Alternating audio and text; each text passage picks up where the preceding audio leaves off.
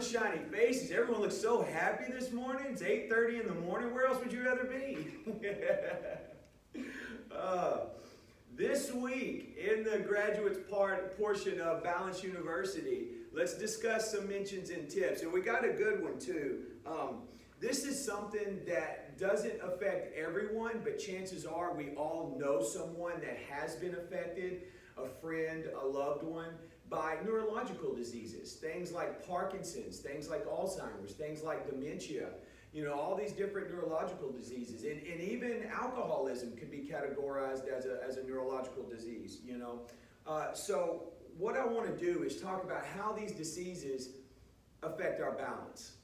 And the way that works, specifically talking in regards to Alzheimer's, right, or Parkinson's, specifically talking into Parkinson's. We have neurotransmitters, particularly with Parkinson's. Dopamine is the biggest transmitter that's affected. Numerous transmitters, right? Now I want you to think of neurotransmitters as trains, okay? We have a synapse. That's the journey. The synapse is the train track, okay? And you have the axons, right? The ends of these dendrites where you have the neurotransmitter, the train that travels across the synapse, the train tracks, to the train station, which is the other axon right there, the other nerve ending, right? Well, what happens in Parkinson's particularly is that the train doesn't quite make it, or there's something wrong at the station where it doesn't receive that neurotransmitter. In regards to balance, this can affect us because as we're trying to receive those signals from our brain, from our feet into our brain and analyze those signals, it gets jobbled up. The train doesn't always make it to the station. Now, what can we do? There's been research and studies that have shown that exercise can significantly impact the strength of those train tracks, right? The strength of those neurotransmitters and the ends, the axons in which they meet. All right, now not to get too into the science of it, but it's extremely important that we exercise, we work on our balance, and then we have social interaction. We discussed this a little bit in week 1.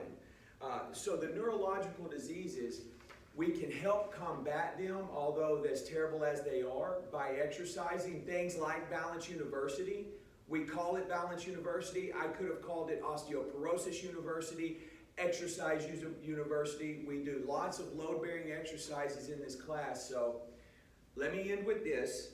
The Romberg Test we discussed, and this is how we find and detect the early onset of several different types of neurological diseases.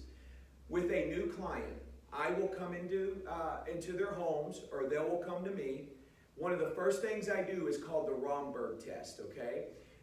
We simply put our feet together, cross your arms, and have them close their eyes. Now, of course, you guys don't have to do this, and if you want to conduct this test on your own, you certainly can. Just make sure that you're in a place. Always put a chair behind someone, because if you get a positive Romberg test will look like this or something similar.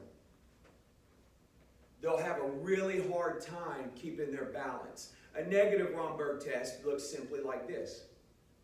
There's no trouble at all. And that's because the signals being sent from the bottom of our feet are being analyzed in the brain. The brain, that's called neuromuscular efficiency, the brain is able to analyze those signals appropriately and send the proper adjustments back, move left, move right, shift front, shift back, in order to keep us erect. All right, does that make sense, guys? All right, so I just made that up. I'm just kidding. So no, I actually researched and I did some lectures for the Parkinsons Association a couple of years ago, which was great. Read a couple of great books, which is where I get the exercise from. Some really fascinating stuff. If you're interested in that, or you know someone, a family member, I would strongly suggest a book called Spark, S-P-A-R-K. Great resource for information. So, all right, without further ado, let's have everyone stand.